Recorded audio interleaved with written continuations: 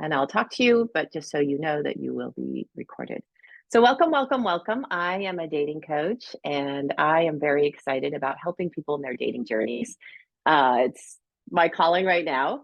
And I'm just going to invite you to all take a little stretch, a little movement as we begin, because when we talk about dating, it can get heavy, right? It can get overwhelming. It can be a lot. Um, so just check in with how your body feels. It's okay, right? You're protecting your heart, maybe you've been on the computer a lot. Do a little movement and join me. So during this hour, I'm going to invite you to reconsider ways of meeting people to date in real life, and to invite you to use this as a practice of discovery and self-care, and not just see it as some impossible thing.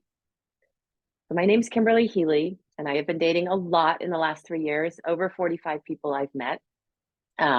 I decided to stop keeping count because once I hit 45, that was enough. In 2019, I had the worst heartbreak of my life. And I spent a year moping and being invisible.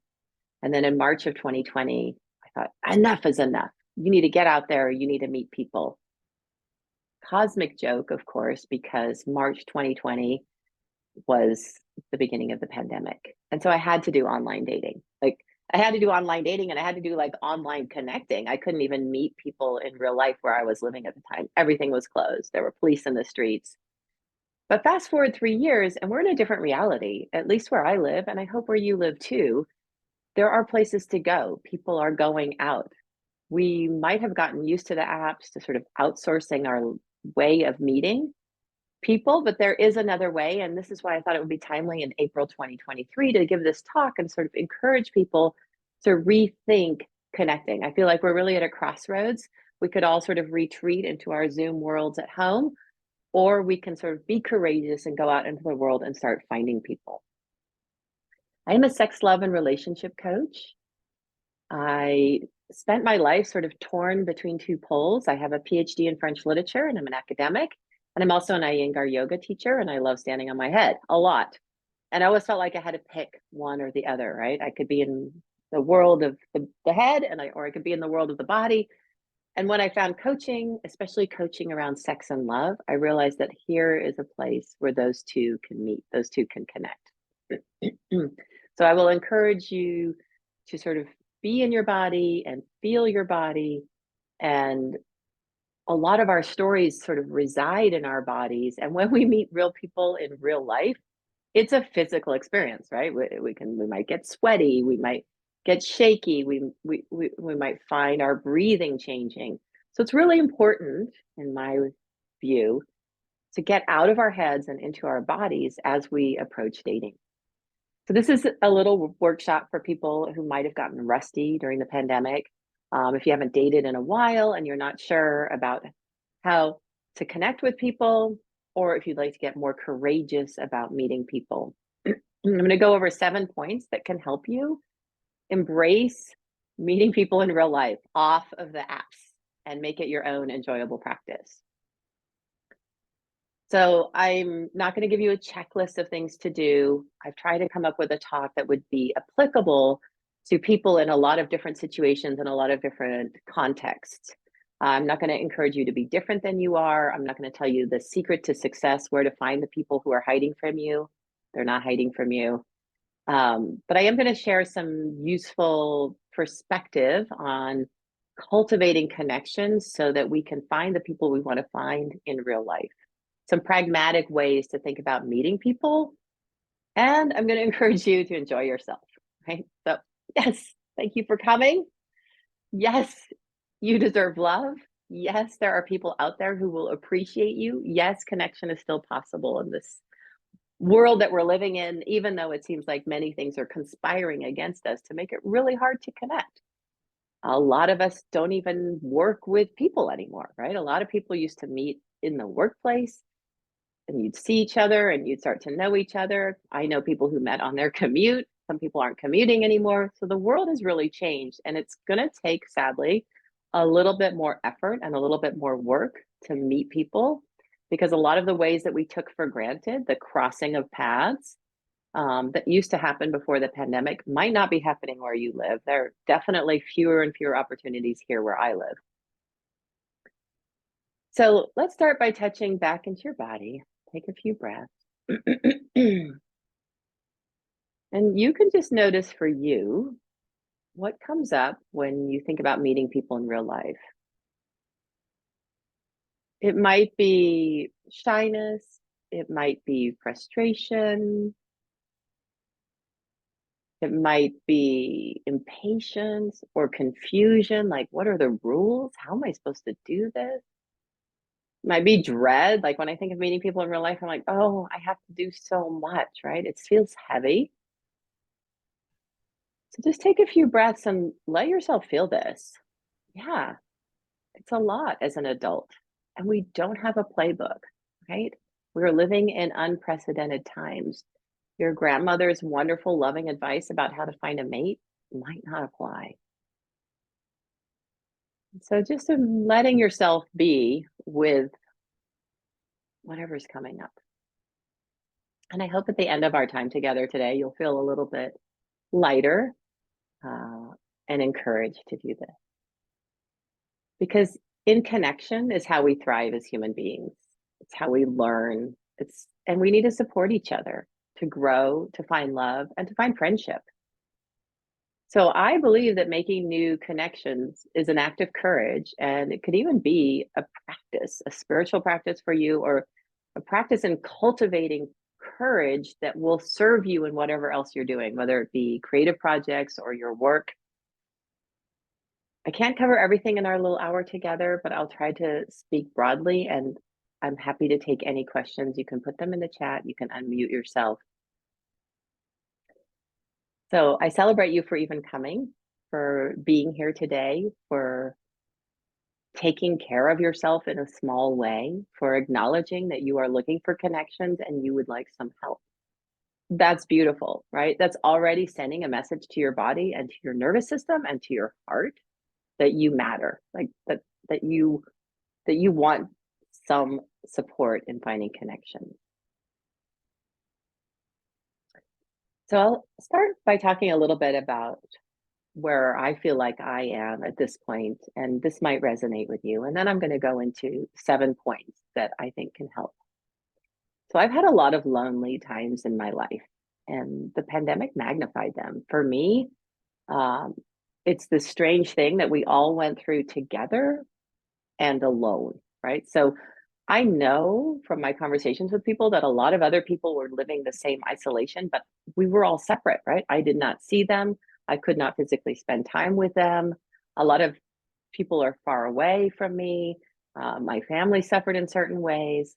So almost everyone was like removed from my life. And when that happened, the despair I had about being single went like way down. Like it got way worse, right? It was like it turned up the volume on the loneliness of sleeping alone, the loneliness of not having physical touch, right? The loneliness of not having emotional support except through Zoom or through the telephone, right? And I know it was also hard for coupled people in a different way, but that's not what I lived, right?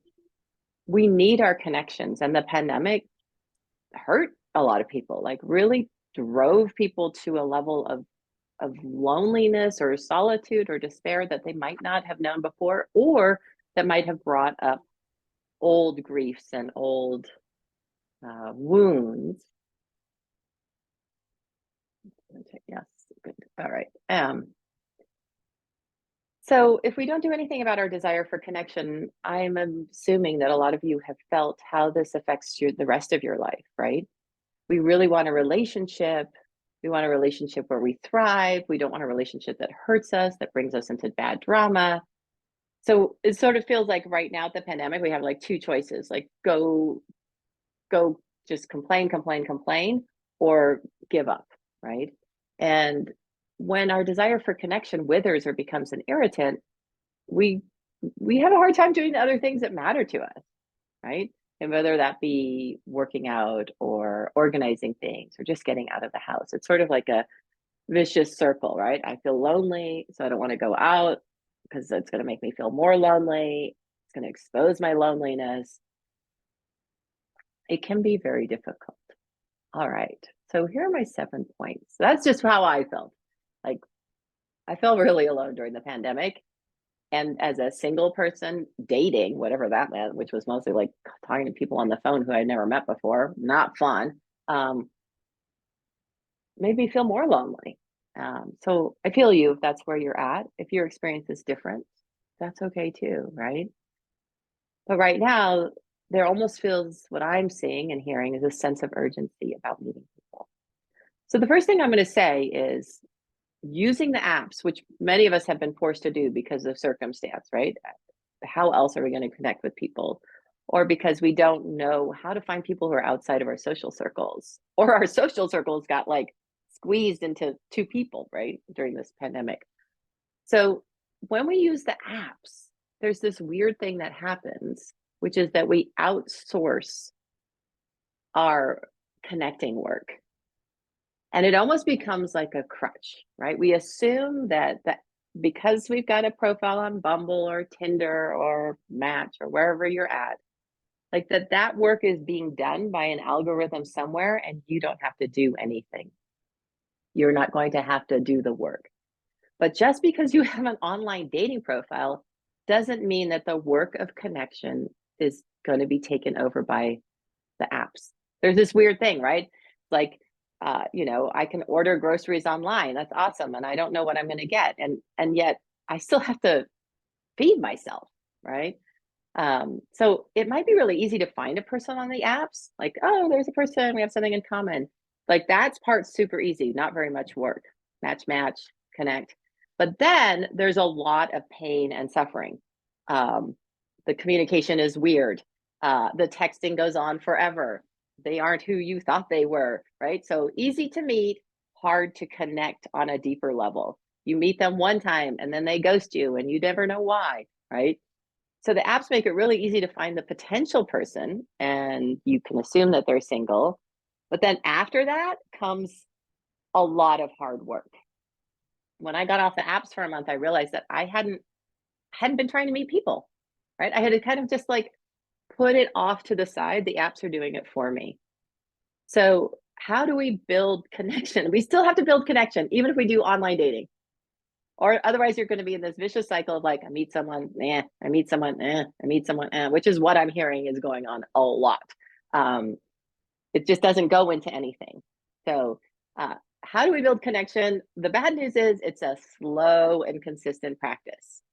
So the very first thing that I would suggest is making more eye contact, like building that muscle.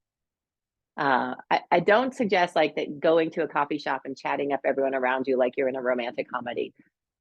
I don't think that's going to work. If it works for you, that's great. But what you really want is to start feeling comfortable connecting with people around you.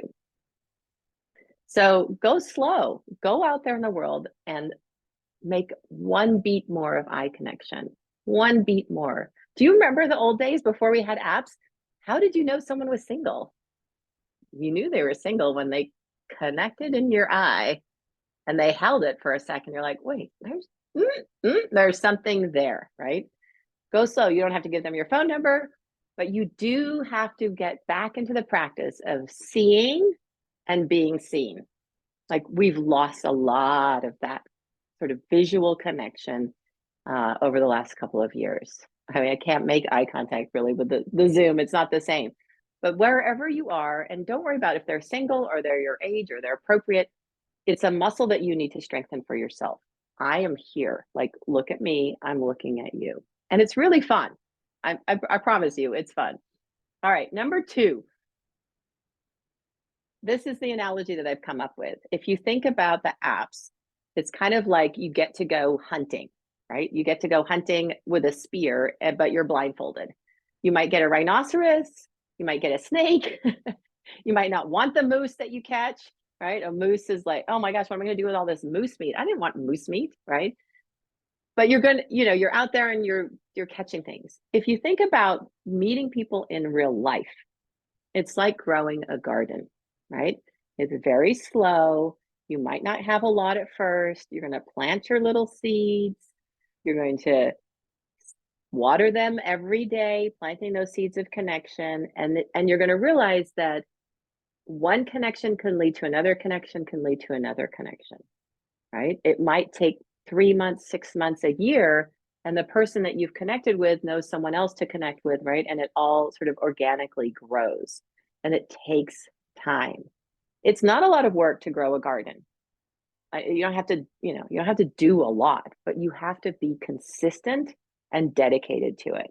And you also have to be open to, maybe you're just going to have a lot of radishes for a while and eat the radishes, right? And then, the beets will grow or whatever it is. Sometimes you won't get exactly what you want. Maybe you'll find a new friend who loves to play Scrabble with you, right? And then that new friend's neighbor knows somebody who would be a great partner for you, right? So we have to get away from like hunting for the exact prey that we want and think more about cultivating around us connections that can lead to the fruits that we ultimately desire. All right, number 3, if you want to meet people in real life, you need a practice of commitment and consistency. I can't stress this enough. You need to become a regular somewhere. And I know people work a lot. I know people have intense schedules, but it's really important to show up somewhere at the same time in the same place every week. I don't know if any of you have read The Little Prince and you remember the fox and the little prince, and the fox says to the prince, "You can tame me. I will be your friend. If you come every day at the same time, then when I see fields of wheat, I will think of your golden hair," right? So it's like you become a safe person for people when you become a predictable person for people. And when you feel safe to them and they feel safe to you, amazing connections can flourish. This is why so many of the great relationships I know are people who met at work, like back in the old day and it took them 6 months or a year, like every morning, "Hey, how's life?" And then the conversation gets a little bit bigger and a little bit bigger, right? So what could you commit to doing, or where could you commit to going every week for 3 months? Like every Tuesday, I go to a tango class. Every Tuesday. I have not met a boyfriend at this tango class, but I have made a bunch of new friends. And with those new friends, I've gone out to places I wouldn't have gone out. They've told me stories that have inspired me. They told me about events that I didn't know about, right? So it's all growing, growing, growing. If you can go somewhere the same time, the same day, once a week, you can go 3 times a week if you're very ambitious, but just becoming a regular somewhere, becoming someone who people feel like they know, and then it's so much easier to make that connection. So number 4, where should you go? I highly recommend that you go somewhere where your pleasure comes first. So, maybe that's the gym for you. Maybe that's playing pickleball. It's somewhere where you are happy and fulfilled. It could be a yoga class. It could be that bar that has that wonderful patio and a happy hour. Go where you feel good. Make pleasure your priority. There are 2 reasons for this. One is you won't lose your time, right? You're going to be doing something that is good for you in any case that you enjoy. And 2 is you're going to be really attractive when you're happy. I've been dancing tango for like over a decade and I love it. It makes me so happy, like happy. And I've never dated anyone from tango, but recently I met someone at tango and he's like, "I've had a crush on you for years." I was like, "Oh," but of course he had a crush on me because, me dancing tango is my best self. It's my most enlightened, happy, sexy self. I mean, I don't think we're going to go out or anything.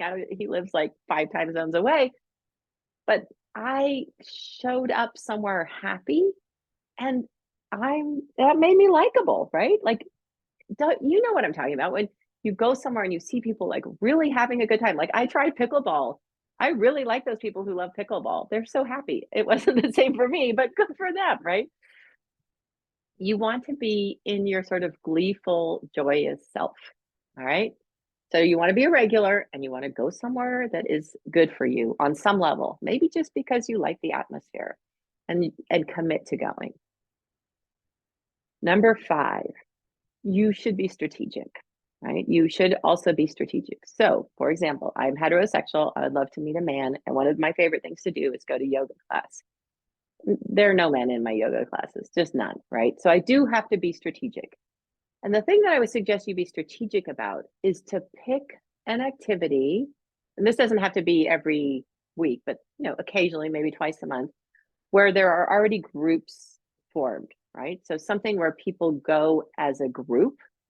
If you're just going to a bar and trying to talk to a person sitting at the table, it's a little bit scattershot, right? It's a little bit unknown what's going to happen. But if you go to a group hike, a group theater viewing, a place where people are all interested in themselves and being part of a larger group. Here where I live, there's a game playing group. People get together and play games, and it's called the Rushmore Society, and it is not a dating event at all, but I'm telling you, a lot of people meet there because it's a group activity. And so people go because they want to be in a group. So it's so much easier to be, one of 12 people who are all interested in meeting new people than to be one person trying to that guy's cute. Is he single? I don't know. Is that one? I don't know. But if everyone is already coming to the group activity, you can guess that they want more connection in their life. They're there on purpose, right? So it's not so scattershot. It doesn't have to be a dating group, right? It doesn't have to be a singles group. I've only done one speed dating event, and it was kind of nice, and I like the people, but I didn't find any dates there. I don't know about that. But when I go to this like regular potluck, where a bunch of people just go because they like to go to a potluck, they like to have dinner together.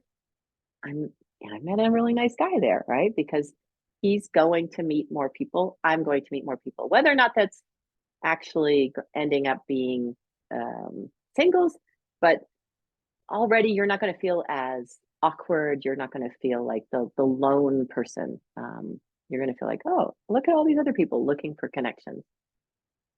All right. Number 6, this is a harder one for a lot of people. You need to become a person who shares their desires. You need to open up and be vulnerable. It's important to be very specific and practice talking about what you are looking for.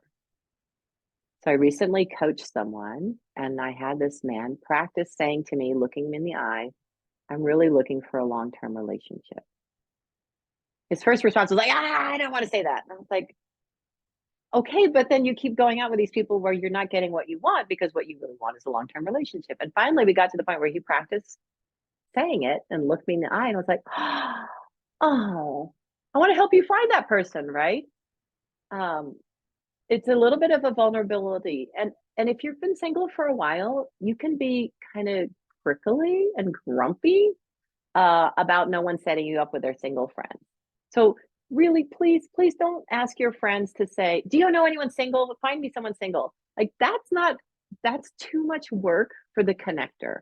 And also, just because 2 people are single doesn't mean anything about whether or not they can connect, right? So then all the responsibility is on the person who's setting you up.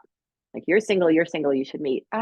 Because I can tell, because I'm judging whether or not you'd be a good pair, it's too much work. So what you need to do is become very specific about your desires. So your friends and family might not even know that you're looking for someone. They might not know that you're looking for someone to have hot sex with. They might not know that you're looking for someone to play pickleball with on Sunday mornings. They might not know that you're looking for someone to go to Mexico with because you really want to go on a trip. Like, I don't know what you're looking for. And most people can't say what they're looking for. And so their friends and family, especially their married and coupled friends, they feel bad. They want to help them out, but it's too hard to know. So, I have a good friend, and I finally told them, I was like, I just want to meet someone who's not American and who's not complicated and who's creative and who is very physical and would like to like do physical things. He's like, oh, that's what you're looking for? You should meet my friend. And so I went out on a date with his friend, very, very attractive European man. And the date was great, right? Because it was so specific. It wasn't a blind date because like, oh, you two, you're both interested in art, you're both interested in multicultural things. You can have a date together, right? My friend didn't feel bad if it didn't work out because it was on me because I had stated my preferences, right? It wasn't on my friend to be like, well, I guess you might be a good connection. So we need to also sort of embrace where we're at. There's no shame in being single. There's no shame in being specific, like wanting, I don't know what it is that you want, like wanting someone to go skiing with on the weekend. I'm just throwing ideas out there, or wanting someone to go on long, long hikes with. They may or may not end up being your romantic partner, but it's really, really good practice for your future relationship to say what you want without getting funny about it. It's also very difficult. It's challenging. I'm just going to quickly look at what's in the chat. Yes, dating was hard enough before the pandemic. Yeah, dating's hard and it's fun, you gotta have adventures, lots of good things can happen. I would say, yeah. All right. So the other thing to remember about your desires is you might be out of touch, especially if you've been in a long relationship or you've been dating for a long time. You might think you know what you want, but you don't necessarily know exactly what you want. Like, do you really want someone to live with you? Do you really want someone to be around all the time? Maybe the story has changed and we're sort of still stuck in a fairy tale version of what we thought we want. Just like our tastes can change, right? Just like I don't really like sweets as much as I did when I was 16, but in my brain, I'm like, oh, chocolate ice cream, good. Wait, no, I don't even like chocolate ice cream. That could be happening, right? You could be a little bit out of touch with what you truly, truly want right now. So, one way to figure this out is to journal or to talk with a friend, right? And to sort of think, imagine that person. So, that's where I could help. I am a coach, um, and I can help people really drop into their desires. You might have desires in your head, you might have desires in your sexual center, you might have desires in your heart, and they could be unaligned. So I work with people in their bodies to help them really feel what's going on with them and to help them figure out their desires so that they can make a plan to find what they want. A lot of times we're looking for what we think we want and we're never finding it. So I'm going to put a link in the chat and you can book a free half hour with me if you would like to learn more about coaching and about how I work. It's a free half hour. Dating is hard. I like to think of dating as like the crucible of all the things that come up: self-love, ego, our relationship with our mother. And these things affect the rest of our life too. But dating, it can just become so intense, right? And concentrated. So if we can get in there and really help you feel safe and secure in what you want, you'll see that this spreads out to your business, to your creative projects, to your relationships with your family. It's kind of amazing.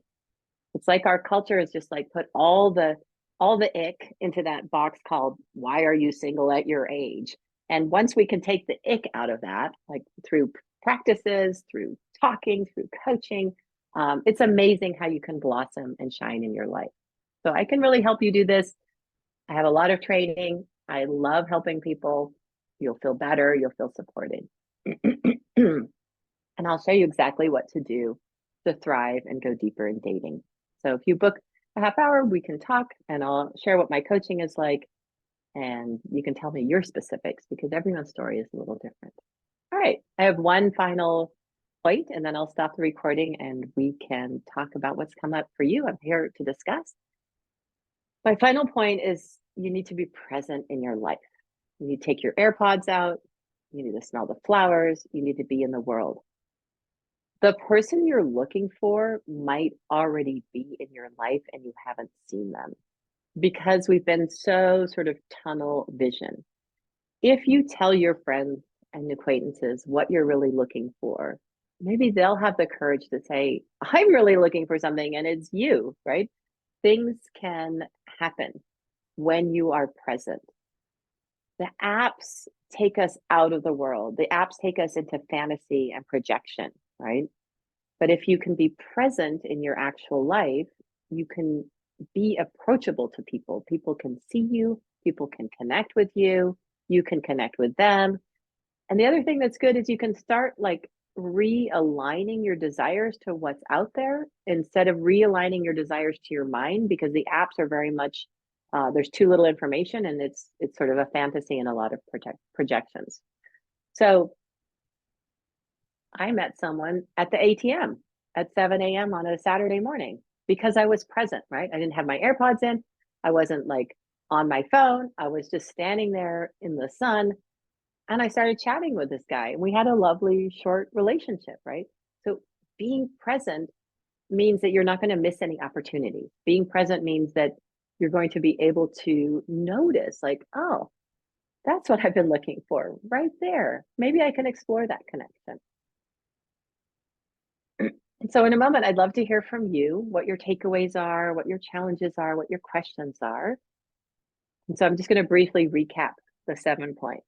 Number 1, don't outsource the work of connection. It is a bit of an illusion that the apps will find love for you. They might find someone you can meet, but you're going to have to find love for you. You're still going to have to do the work. So yeah, sadly, you're going to have to embrace the actual work of getting into a deeper connection with people. Even if you can find them on the apps, that's just the beginning, right? Number 2, think of farming and the patience it takes to actually grow crops versus just the mystery of hunting blind, right? Think of the consistent, slow practice of building connections. And you'll always have food this way, right? You'll always have friends. You'll always have people to go do things with, whether or not you find the exact person immediately. Number 3, commit to being a regular somewhere. Consistency will lead to connection. Consistency leads to safety, the feeling of safety, and that is probably what most people want most of all, to feel safe around the people they're meeting. Number 4, put pleasure first. Go do things that you enjoy, that light you up. So you're not wasting your time, you're living a wonderful life, and you look amazing. Number 5, go where people are already meeting up in groups, right? Those are people who want connection.